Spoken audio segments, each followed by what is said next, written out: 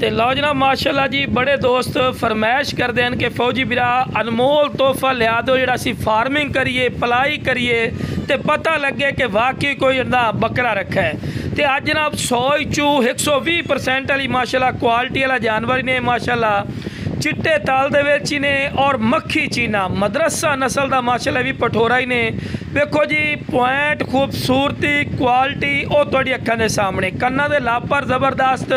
कुंडली वाले सिंग चिट्टी अख दे विच ने फेस ब्यूटी जबरदस्त वेल च जबरदस्त ने मोटे हड्ड पैरों दे विच ने। मोटे हड्ड पैरों का बिरा फायदा यह होंदा है कि जो वजनी बकरा बनता है ना मेरा बिरा उदों वजन बर्दाश्त करता है और यदि असी गारंटी देवांगे अगर ये 100 kg तू आप वजन ना करे इस गल की श्योरिटी है। लेकिन पलाई तुसी करनी है चारा अच्छा देवना है वंडा अच्छा देवना है इंशाअल्लाह ये जनाब रिजल्ट देसी और 40-45 इंच की कद भी देसी तुहानू क्योंकि बिरा नस्ल बई नस्ल क्वालिटी है माशाअल्लाह जानवर आ रहे हैं जो तुहानू चेक करवा रहे हैं। तो लो बिरा क्लोज करके विखा रहे हैं कि फेस ब्यूटी चेक करो माशाअल्लाह खूबसूरत फेस ब्यूटी दे विच ने लंबी गर्दन ने ने